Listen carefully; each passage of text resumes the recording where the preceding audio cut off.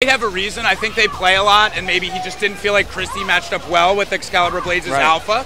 But I completely think that Christie would have been the better choice from the beginning of that match, and I think the way it ended showed us that, and I would have loved to see another round of Christie versus Alpha rather than Phase 4. You know, I felt like he got a little caught up, maybe wanted to, you know, show off to the stream a little bit, go with some new tech, you know.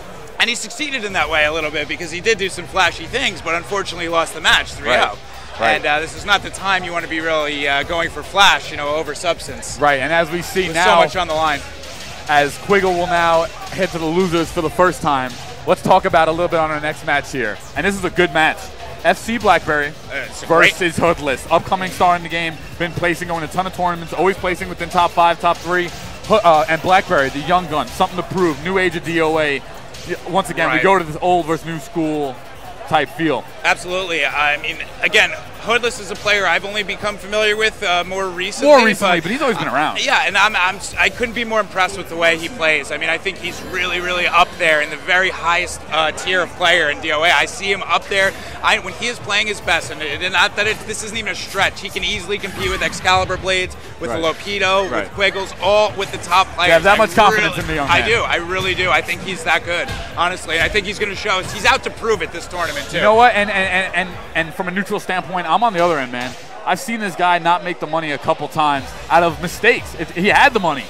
He had the money, and a couple mistakes put him out of the money. Last DID, wound up taking third instead of second due to some non-punishments and missed combos against Master.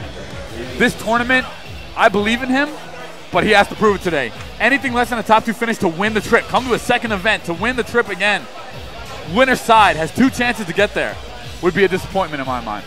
I mean, I would only feel that way because I believe in his skill so much, honestly, and he's about to show us why. And I know he did finish third, and again in DID behind Master and Sweet Revenge, 2 of the other top players in the world.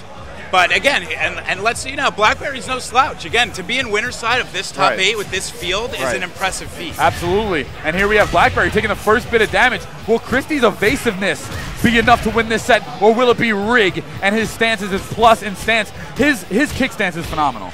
It gives him options on everything. Absolutely everything. First critical burst. We're going to have Christie take the first bit of damage with the 3 PPP, 50%, locking Hoodless in the corner.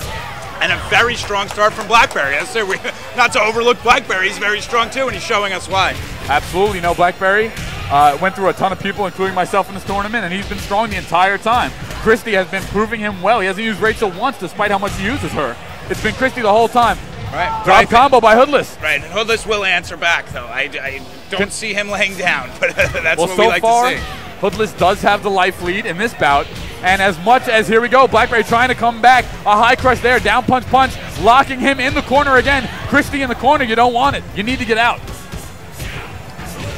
And here we have Rig, really trying to battle back. He's mixing up his layers, great poke there, and that's the Christie game. Wow, and just like that, Blackberry Chaos goes up 2-0 in the first match. And you know, he's an underdog here. You know, I saw a couple people rooting for him here and there, but for the most part, people in this matchup are going to take Hoodless, because Hoodless is a proven professional of Dead or Alive. Absolutely. I mean, again, I would have chosen Hoodless. That's safe. But the match is far from over. Absolutely far from over, as Hoodless proves that, taking 30% and bashing Christie against the wall. Now Christie, on the other end, Hoodless and Rig just as deadly as a combination in the corner, as well as neutral. Rig is a top 10 character in my mind. Great answer from Hoodless right there. Absolutely. Phenomenal answer, and he needed it. Because going down 1 set with only going 3-0 is a bad mental game. Absolutely. And again, this round right here is going to be crucial in this match. Guaranteed back kick. Putting up, that's it, it's over. No, it's not over. What will it be? Oh! Wow, and Hoodless went for it all. Went for the crit burst, and he paid. I mean, that's where he rolled the dice. You know, if he lands that, it's a whole different story. But Blackberry, to keep his cool, stay there, wait, counter it like that on reaction, amazing. Very impressive start. This is an extreme upset. So far. So far. Taking the first set, you're right. Taking the first set. Yeah.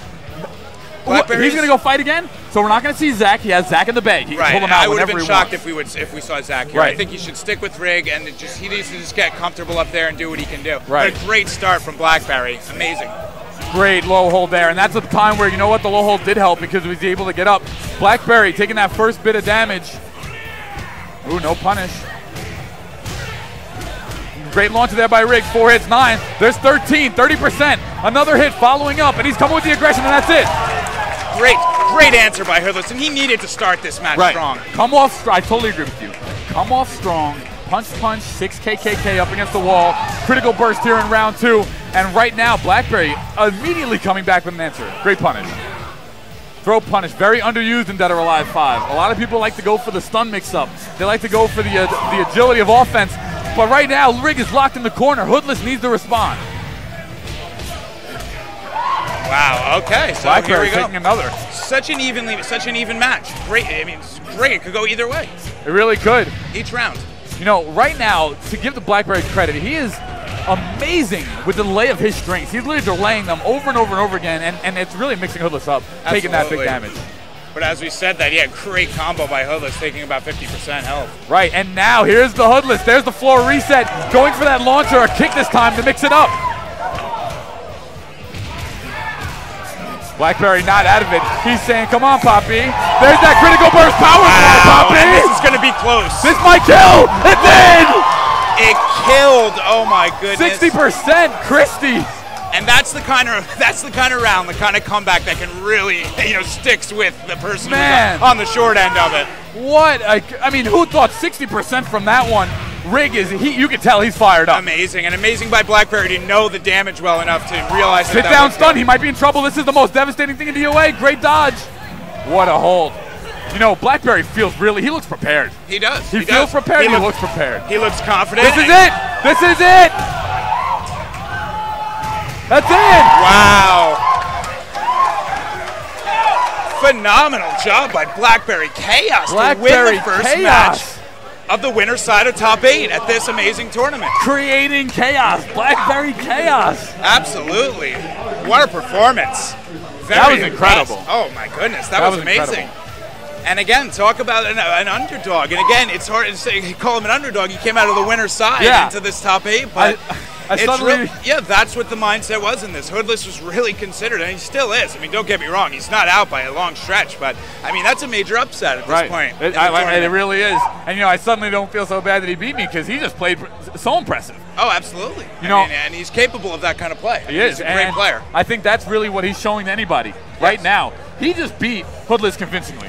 Convincingly, yeah, that's the right word for it too, and especially with the comeback in the round that he ended, with the power blow. Right. I mean, it's hard to recover from something like that mentally. Absolutely. And then Hoodless had to fight that next round, and he just didn't look right to me after that, and just the whole flow of that match. I think Hoodless was really surprised by it too, honestly. It's like Blackberry's aggression. He came out